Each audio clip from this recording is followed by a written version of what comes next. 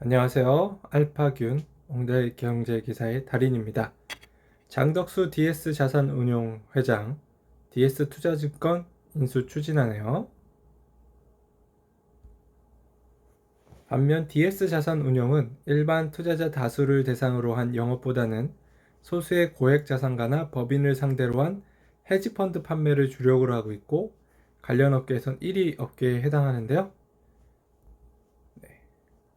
글로벌 지분 10% 정리해야 지분 구조 개편 속도되고 있네요. 한동희 기자입니다. 현대차그룹 지분 구조 현황을 보겠습니다. 대주주는 정몽구 회장하고요. 전 회장이죠. 정의선 회장하고 이렇게 둘이서 글로비스 지분 30%를 가지고 있고요. 현대모비스 지분 7.45%를 가지고 있습니다. 현대모비스는 현대차 지분 21%를 가지고 있고요. 현대차는 기아차 지분 33%를 가지고 있습니다. 기아차는 현대제철 지분 33%를 가지고 있고, 현대제철은 또 현대모비스 지분 5.8%, 기아차는 또 현대모비스 지분 17.3%, 이렇게 순환출자 구조를 가지고 있습니다. 현대차 그룹 안팎에서는요, 지분 매각을 시작으로 연내 순환출자 구조를 해소하기 위한 지배구조 개편이 속도를 낼 것이란 얘기가 나오는데요. 정 회장이 지배구조 개편과 연관이 있는 공정위로부터 동인인으로 지정되면서 순환출자 구조 해소에 더 적극적으로 나선다는 분석이고요. 현재 현대차 그룹 지배구조는 현대모비스 21.4%, 현대차 33.9%, 기아차 17.3%, 현대모비스라는 순환출자 구조로 짜여 있습니다. 지난 2018년 현대차가 내놓은 지배구조 개편안에는 현대호비스의 모듈 AS 부품 사업 분할에 현대글로비스와 합병하고 정 회장과 정 명예회장의 현대글로비스 보유 지분을 매각해 현대모비스 주의식을 매입하는 내용이 담겼지만 외국계 투비 자본과 소수 주주 등의 반대로 철회했습니다. SK텔레콤 중간지주사 전환, 하이닉스 M&A 길 터준다고 하는데요. 무엇보다 미래 산업에서 성장성이 큰 SK하이닉스 등 반도체 사업의 투자 제약을 풀기 위해서는 SK텔레콤 중간지주사 전환이 필요합니다. 현행 공정거래법에 따르면 손자회사는 인수합병을 하려고 해도 상대 기업 지분을 100% 보유해야 합니다. SK지주회사, SK텔레콤, SK하이닉스로 이어지는 현 SK그룹 지배구조상 SK하이닉스는 지주사의 손자회사죠. SK텔레콤을 중간 지주사로 만들고 궁극적으로 SK하이닉스를 자회사 지위로 끌어올리는 작업이 필요한 셈입니다. 그 방법 중 하나로 장기적으로 그룹 지주사인 SK지주회사와 중간 지주회사인 투자회사를 합병할 수 있다는 관측이 증권가에서 나오는 이유이죠.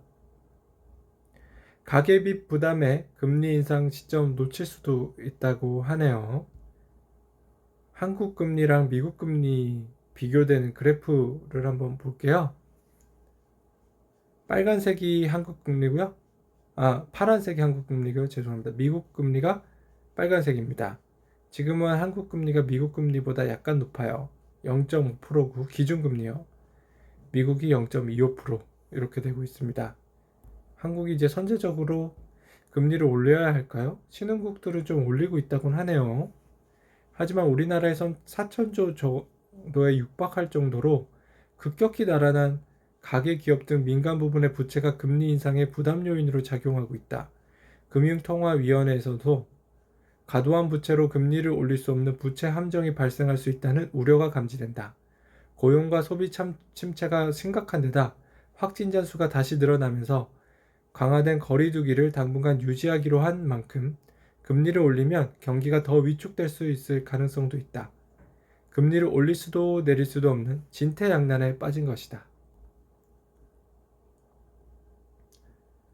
임세훈 기자입니다. 삼성전자 등 숨통 트여 독립 전문성 침해 지적도 있네요. 국민연금이요. 투자 비중을요. 조금 늘릴 것 같아요. 2020년 목표는 17.3%인데요. 2020년 말 실제 비중은요 21.2%였어요. 2021년 목표는 16.8%인데요. 2021년 1월 말 실제 비중은 21%입니다.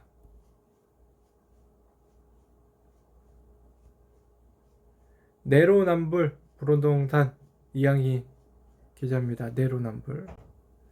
은퇴를 앞둔 50대 A씨는 최근 퇴직 후 안정적인 수입을 위해 소형 오피스텔을 구입했죠. 어쩌다 보니 4년 준택 임대업자 물건이었어요. 그게 실수였다고 깨닫는 데는 며칠 안 걸렸습니다. 종부세 합산도 안 되고 재산세 감면된다는 부동산 중개사의 말을 듣고 덜컥 계약을 진행한 게 문제였죠. 뒤늦게 세무사에게 알아보니 지난해 법 개정으로 더 이상 종부세 합산 배제가 안 된다는 것인데요. 몰랐던 사실은 또 있었어요. 전세 낀 물건을 월세로 돌리려면 전월세 전환율 2.5%를 적용받아야 한다는 것. 임대 등록 시스템인 렌트홈에 들어가 전세를 월세로 받고 계산했더니 시세의 절반밖에 되지 않았죠. 사업자를 유지할 이유가 없었습니다. 자진 말소가 가능한지 구청에 물어보니 언제든지 가능하다고 했습니다. 단 조건이 붙었어요. 세입자 동의를 받아오라는 것입니다. 세입자는 주변에 물어보겠다며 뜸에 들더니 동의해주기 어렵다는 답을 통보했습니다. 그게 유리하기 때문이에요. 결국 A씨의 선택지는 하나였습니다. 종부세를 내면서 사업자 기간이 끝나기만을 기다리는 거죠. 인프라 투자 급한 바이든, 야당과 증세 타협, 신현철 특파원이죠.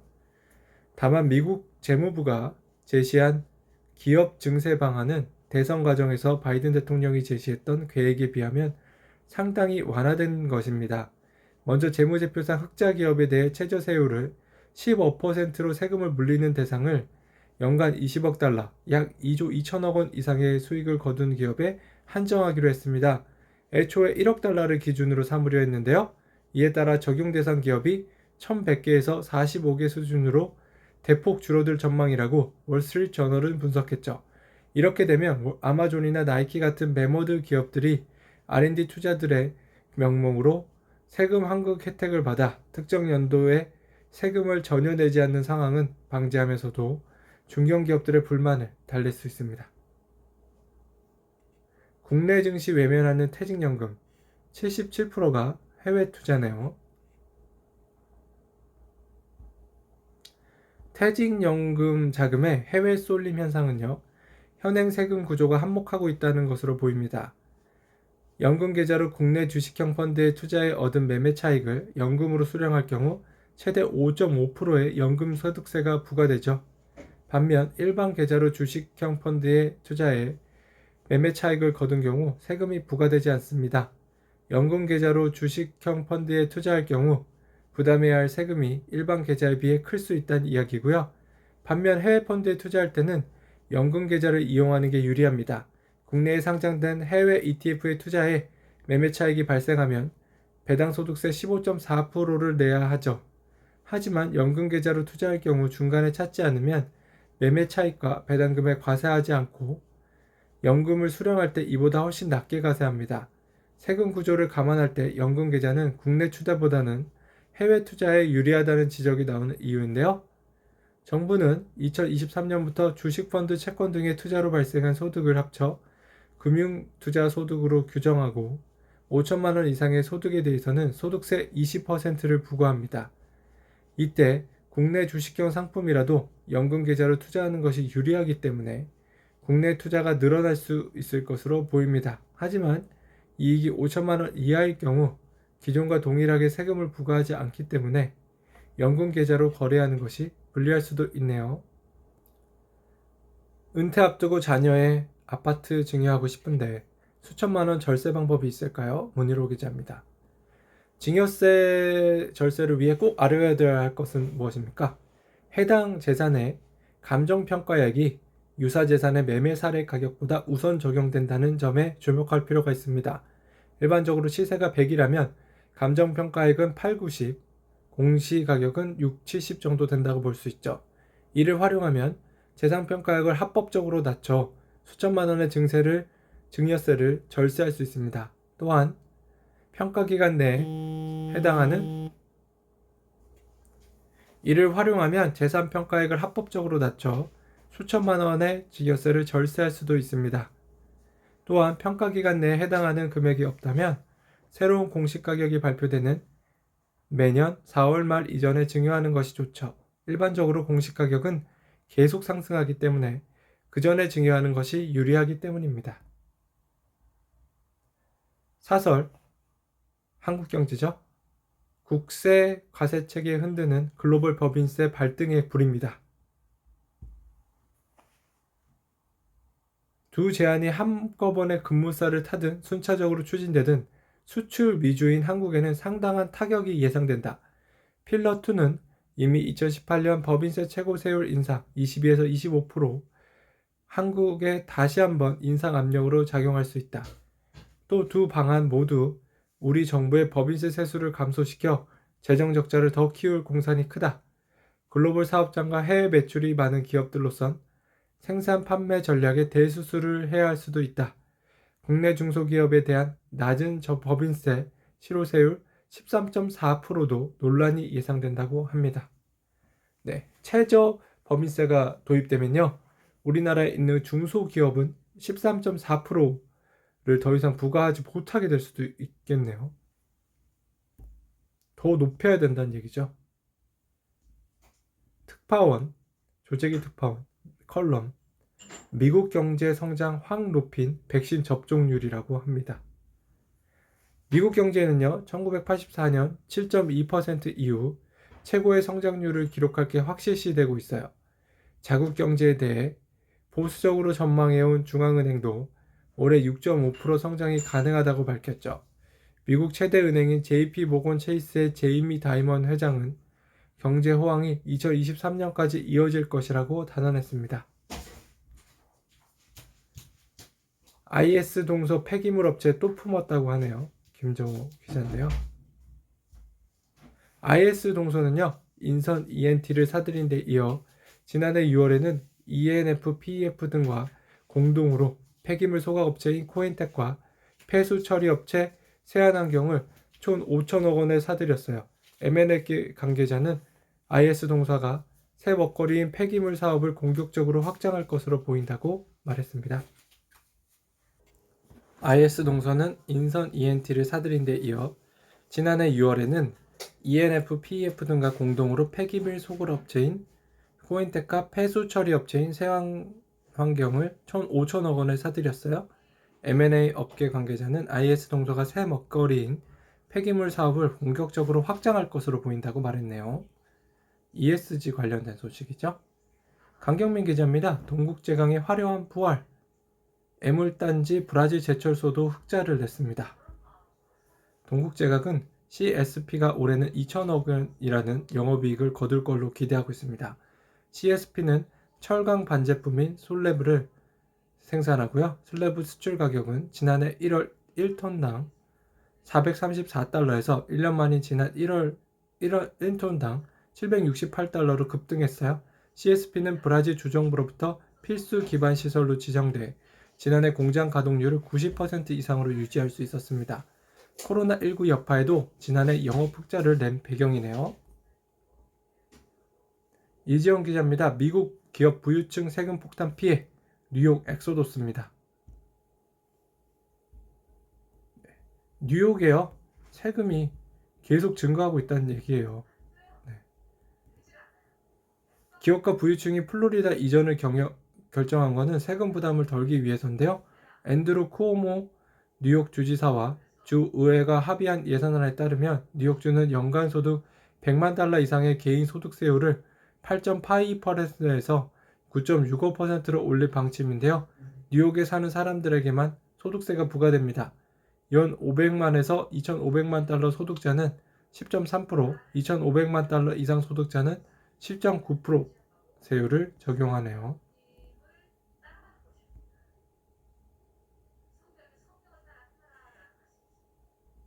이번엔 슈퍼컴퓨터, 미국 중국 기업 무더기 제재라고 주용석 기자가 있는데요. 슈퍼컴퓨터 한번 보유 현황을 보시고요. 세계 슈퍼컴퓨터 순입니다. 일본이 1등이에요. 후카쿠 이화학 연구소, 미국이 2, 3위가 있네요. 서밋시에라, 중국이 4위가 있습니다. 썬웨이. 미국, 중국 가지고 있고 독일이 한 7위 정도 또 있네요. 이탈리아 8위. 사우디 12. 사우디가 있는 게 신기하군요. 기업들 해외 판매 가격 전략 다시 짜야 하나? 초긴장 하고 있습니다. 네. 그 글로벌 최저 세율 한도가 있다고 하니까요. 이제 미국에서 판매를 많이 하고 있는 회사들이 이제 세금이 올라갈 수도 있대요. 미국이 이제 세금을 올리면 또 최저 세율 조정하는 기간에 여러 가지 변수가 있습니다. 삼성전자 미국 법인 매출이 35조예요. 전체 매출이 236조인데 비중이 한 14% 됩니다. 현대차는 19조, 전체 매출 103조에서 18% 되고요. LG전자 13조, 전체 매출 63조에서 한 21% 됩니다. 세 회사가 모두 미국에서 많은 매출을 올리고 있기 때문에 세금도 조금 올라갈 수도 있을 것 같기도 합니다. 글로벌 더 올라갈 수도 있고요. 글로벌 법인세 전쟁, 세금 뺏기 시작했다 라는 내용인데요. 그 글로벌 법인 세율이 지금 현재 어떻게 되고 있는지 대략적인 수치를 한번 좀 볼게요.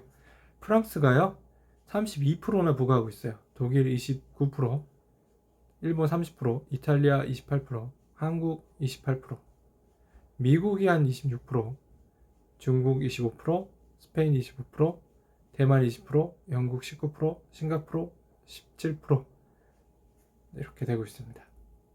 네, 최저세율 한도를 지금 21%로 하고 있습니다. 정재계 인사 연예인 상류추 모임 서울클럽. 네, 무슨 일이 일어났나요? 서울클럽은 조선 고종 황제가 내국인과 외국인과의 교류를 지원하기 위해 1904년 세운 곳입니다. 지금은 사단법인으로 운영되고 있습니다. 회원수는 1,500여 명인데요. 이곳은 수천만 원에 달하는 높은 가입비를 낼 능력이 있어도 회원으로 합류하기 쉽지 않아요. 기존 회원이 신원을 보증해야 하는 데다 가입하기 위해 대기하고 있는 사람도 많기 때문인데요. 현대중공업 오너 일가를 비롯해 고 김영삼 대통령 등 정재계 인사와 스포츠 스타들이 회원으로 활동 중이거나 전 회원인 걸로 알려졌죠. 만파식적 KKR 서울경제 내용이네요. KKR이라는 사모펀드가 있어요. 1976년 투자은행인 베어스턴스에서 같이 일하던 제롬 콜버그와 헨리 크레비스, 조지 로버츠 등 3명이 합작으로 설립됐죠. 회사 이름도 그들의 이니셜을 따서 KKR, 콜버그 크레비츠 로버츠로 지었습니다. 1984년 1억 달러대 대규모 펀드를 처음 조성한 KKR은 차입으로 자금을 만드는 LBO, 레버리지 바이아웃 기법으로 대기업 사냥에 나섭니다. 이어 1989년 당시 월가 사상 최대인 250억 달러의 세계적 식품 담배 업체 RJR 나비스코를 인수하는 데 성공하죠. KKR은 2007년 40억 달러 아시아 전용 펀드를 조성해 일본, 한국 등의 알짜 기업을 찾아다녔는데요. 이 밖에도 세계 각지의 M&A를 통해 지난해 3월 말 기준으로 운용 자산이 2,070억 달러에 달해 블랙스톤, 컬러일과 함께 세계 3대 사모펀드로 성장했습니다. 신종 코로나 바이러스 감염증 코로나19 발생 직후인 지난해 3, 4월에는 전 세계에 127억 달러를 투자해 가장 공격적인 모습을 보이기도 했죠. 최고은 기자입니다. 델타항공 미국 국내선 회복 빨라. 항공사 첫 흑자가 기대되네요. 우리나라 항공시장은요. 백신 효과와 방역 모범국끼리 입국객의 자가격리를 면제하고 자유여행을 허용하는 트래블 버블 도입이 예상보다 늦어지고 있어 여전히 정상화가 요원한 상황입니다. 반면 미국은 한 발 빠르게 여객 수요의 턴어라운드를 기대할 수 있는 시점이죠. 억눌렸던 수요가 이연돼 보복성 여행 소비로 이어지면 팬데믹 과정을 잘 버텨온 상위 업체에 수혜가 집중됩니다. 그 주인공은 델타항공이겠죠. 이승배 기자입니다. 현대모비스 5.7% 급등? 왜 그럴까요? 자, 목요일이었던 것 같아요. 지난 목요일. 이날 급등세는 정 회장이 현대글로비스의 지분을 팔고 현대모비스의 지분을 매수할 수 있다는 기대감이 퍼졌기 때문이라는 해석이 나오는데요. 이날 시장에서는 정 회장이 현대글로비스 지분 10%를 블록딜해 그 매각 자금으로 지분율이 0.32%에 그치는 현대모비스의 지분을 산다는 소문이 확산됐어요. 시장에서는 정 회장이 지배구조의 개편의 핵심인 현대모비스의 지분을 끌어올릴 거라는 전망이 꾸준합니다. 업계에서는 정 회장이 올해 안에 현대글로비스 지분 10%가량을 정리할 걸로 보고 있는데요. 지난해 말 개정된 공정거래법에 따르면 내년부터 일감 몰아주기 규제 대상은 총수 일가 지분 30%, 비상장사는 20% 이상에서 20% 이상이 모든 계열사로 확대됩니다. 현대글로비스에 대한 총수 일가 지분율은 29.99%, 정 회장 23.29%, 정몽구 회장 6.71%에 달해 규제망에 포함되죠. 다만 블록딜 방식으로 현대글로비스의 지분을 정리할 경우 세금 부담이 크고 현대모비스의 지분 매입에 충분한 현금 확보가 어렵다는 지적입니다. 한 금융투자업계 관계자는 공정거래법 개정으로 연중 10% 지분을 매각할 필요가 있는 것은 팩트라면서도 시장은 정 회장이 지분율이 낮은 현대모비스를 살 것이라고 방향을 정해두고 생각하는 경향이 있으며 블록딜 한다고 해도 그 자금으로 현대모비스를 매수할지는 미지수라고 말했네요. 카카오의 힘없는 M&A, 이번엔 지그재그를 품는다고 합니다. 카카오는 지난달 이베이 코리아 투자 설명서를 수령하며 시장에 관심을 모았으나 예비 입찰에는 중요 후보자 중 유일하게 참여하지 않았어요. 업계 관계자는 카카오는 거래액 등 크기보다는 상품의 다양성과 빅데이터를 통해 소비자에게 맞춤형 접근한 지그재그 경쟁력을 높이 산 것이라고 합니다. 지그재그 인수에 대해 카카오 측 관계자는 이커머스 시장에서 경쟁력을 확보하기 위해 여러 가지 방안을 고민 중이라 현재로서 결정된 바가 없다고 말했네요. 게임박 M&A 속도내는 3N 윤민혁 기자입니다. 넥슨, 넷마블, 그리고 또 어딨죠? NC소프트, 이 세 가지죠. 네. 주요 빅게임 투자 내역을 한번 볼게요. 넥슨은 해즈브로, 반다이 남코 애니메이션, 왕구, 코나미 애니메이션, 세가사미 리조트, 샌드박스 MCN이고요. 넷마블은요, 코에이 렌탈, 빅히트 엔터, 카카오뱅크 금융. NC소프트는요, 레진 엔터테인먼트 웹툰, 재단 미디어 만화, 포스 크리에이터 파티 VFX, 문피아 웹소설, 메리 크리스마스 영화, 승리호도 나왔었죠.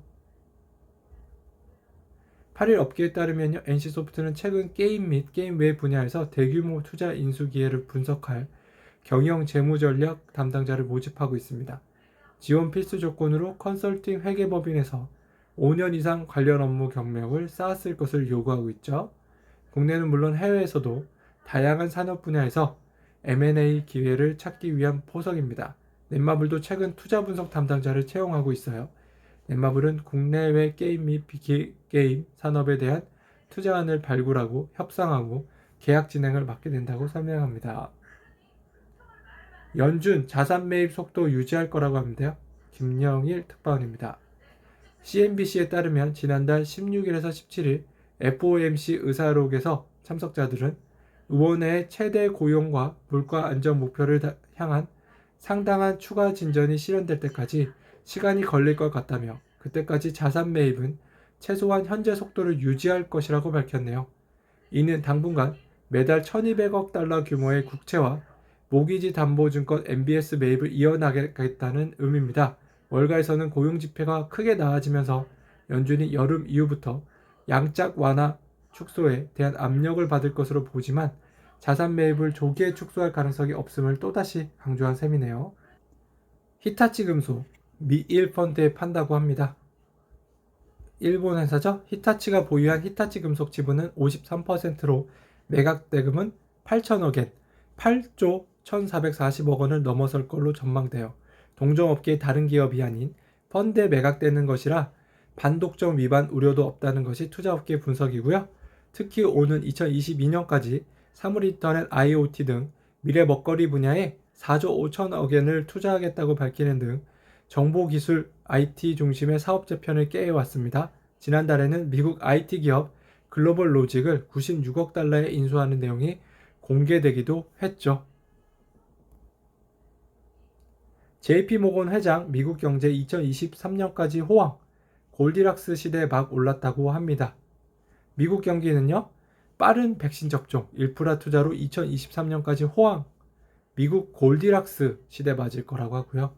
고평가돼 있으면서 일부 거품이 끼어 있는 증시, 하지만 경제 성장 고려하며 주가가 설명 가능하고요. 리스크 요소는 경기 회복 따른 인플레이션 가능성, 연준, 급격한 금리 인상의 경기 둔화 이어질 수도 있습니다. 실제 세계 경제 전망치 수정치를 내놓은 국제통화기금 IMF는 미국의 올 성장률 전망치를 연 6.4%로 제시했습니다. 이는 지난 1월의 예상치보다 1.3%포인트나 높아진 건데요. 미국이 세계 경제의 성장을 이끈다는 평가가 나올 정도입니다. 한동안 급등세를 보이던 10년 만기 미국 국채금리도 연 1.6%대를 오르내리고 있죠. 특히 미국은 지난달 비농업 부분 고용이 91만 6천 명 늘어 시장 전망을 너끈히 제쳤어요. 서비스업과 제조업 두 축이 동시에 살아나고 있다는 평가가 나오는데요. 지난달 실업률도 6%로 하락했어요. 손성원 로욜라 메리마운트대 교수는 최근의 고용 추세는 팬데믹 세계적 대유행 종말이 시작되고 있음을 보여준다며 앞날이 밝다고 분석했어요. 다이멈 CEO는 성장이 부채를 정당화하지 않는다며 부채가 너무 많이 늘고 있고 인플레이션 상승도 일시적인 것이 아닐 수 있다고 지적했습니다. 빠른 금리 상승, 자산 버블 붕괴로 이어지고요. 금융시장 충격으로 이어지고요. 경기 회복 둔화로 이어질 수 있음을 경고한 것도 볼 수 있습니다. 김인영 기자네요. 책 얘기고요. 전혜진 기자입니다. 삼성이 투자한 미코세라믹스 IPO 추진합니다. 지난해 11월에는 삼성전자가 미코세라믹스의 제3자 배정 유상증자에 참여해 217억 원을 투자했습니다. 현재 삼성전자가 지분 15.7%를 보유한 2대 주주인데요. 투자 당시 기업 가치는 1,400억 원대로 평가됐어요. 상장 시 3배 이상의 기업 가치를 인정받을 수 있을 것으로 증권가는 보고 있습니다. 김채영 기자네요. 테일러메이드 인수 전 뛰어든 토종 PEF. 센트로메이드가 인수하면서 국내 자본이 해외 유명 골프 브랜드를 인수하는 세 번째 사례가 됩니다. 앞서 2011년 인수하면요. 아직 인수한 건 아니네요. 2011년 미래에셋 자산 운용이 휠라코리아와 공동으로 타이틀 리스트와 풋조이를 보유한 아쿠시네트를 사들였고 2017년에는 오케스트라 P가 마제스티 브랜드를 가진 마루망 일본 본사의 최대 주주가 됐습니다. 이번 거래는 역대 골프 업체 중 최고가 기록도 다시 쓸 전망이죠. 지금까지는 2011년 아쿠시네트 매각 13억 달러가 최고가였어요. 센트로메이드는 최종 후보가 되면 국내 전략적 투자 SI와 컨소시엄을 꾸린다는 방침입니다. 센트로이드가 지난해 말 18홀 대중제 골프장 사우스 스프링스 CC를 깜짝 인수하면서 업계의 주목을 받은 PEF인데요. 이 거래는 홀당 거래가 기존 90억 원에 성사되면서 역대 골프장 거래 중 최고가를 경신했습니다. 아직 조단위 거래 경험은 없지만 웅진 북생, 코오롱 화이버 등 대기업 계열사를 잇따라 사다리면서 차곡차곡 업력을 쌓아왔죠. 김동현 기자입니다. 반도체 점유율인데요. 요새 정말 차량용 반도체가 없어서 차 생산도 좀 안 되면서 힘들고 있죠. 차량용 반도체 업체율 점유율입니다. 네덜란드 NXP가 17%, 리네사스 일본 17%, 인피니언 독일 14%, ST 마이크로 14%, 마이크로칩 12%, 기타 한 24%. 반도체 수급 차질에 따른 생산 감소 영향은 50% 20% 감소, 이런 부분이 좀 있었네요. 차준호 기자입니다. 2대 주주 한국타이어 한온 시스템 손 턴다고 하네요.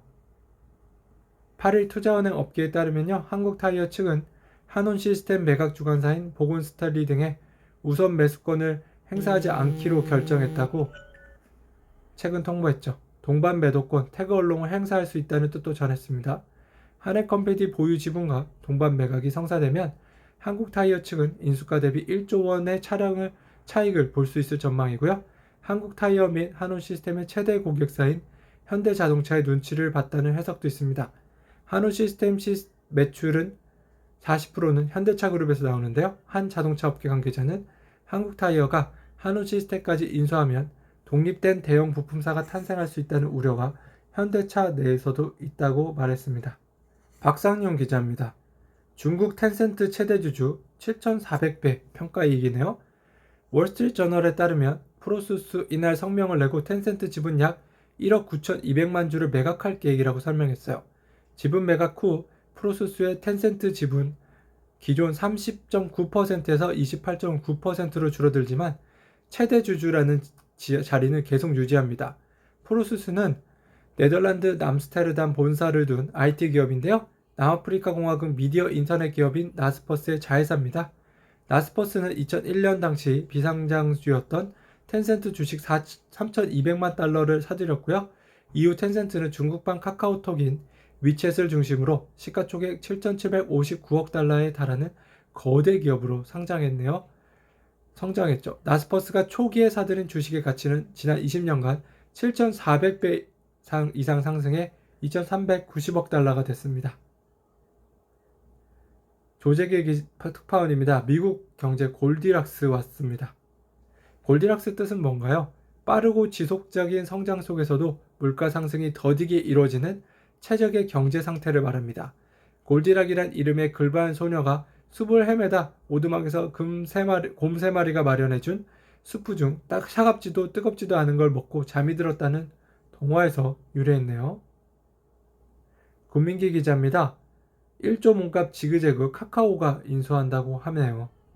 자, 인수 방식은요. 특수목적회사 SPC가 자회사를 통해 합병이 이루어진 것으로 전해집니다.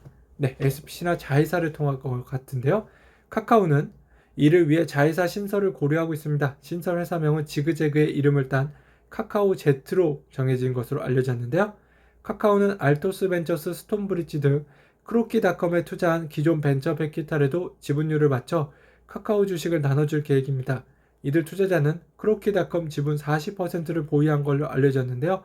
카카오는 크로키닷컴과 합병한 뒤 사업을 정비해 국내외 시장에 상장 IPO할 계획입니다. 지그재그의 거래액은요. 2016년 2천억 원, 2017년 3,500억 원, 2018년 5천억 원, 2019년 6천억 원, 지난해 7,500억 원 등으로 폭발 성장하고 있어요. 거래 수수료 약 4%와 광고 등으로 올리는 매출은 지난해 약 400억 원으로 추정됩니다. 거래액이 1조에서 1조 5천억 원인 무신사 몸값이 3조 원 가량으로 평가됐다는 점에서 유니콘 기업가치 1조 원 이상 비상장사 후보로 꾸준히 꼽혀왔죠. IT업계 관계자는 카카오가 네이버 쿠팡과는 다른 틈새 전략으로 방향을 튼 것이라며 이베이 코리아 인수를 포기한 것도 같은 맥락이라고 말했습니다. 크로키닷컴이 카카오 커머스가 아니라 카카오 자회사로 편입되는 것은 독립적인 사업을 원하는 서정훈 크로키닷컴 대표의 의중이 반영된 걸로 알려졌고요. 크로키닷컴은 카카오 자회사로 카카오 커머스와 동등한 위치에서 사업을 전개할 전망입니다. 서 대표의 지위도 보장될 것으로 전해졌네요.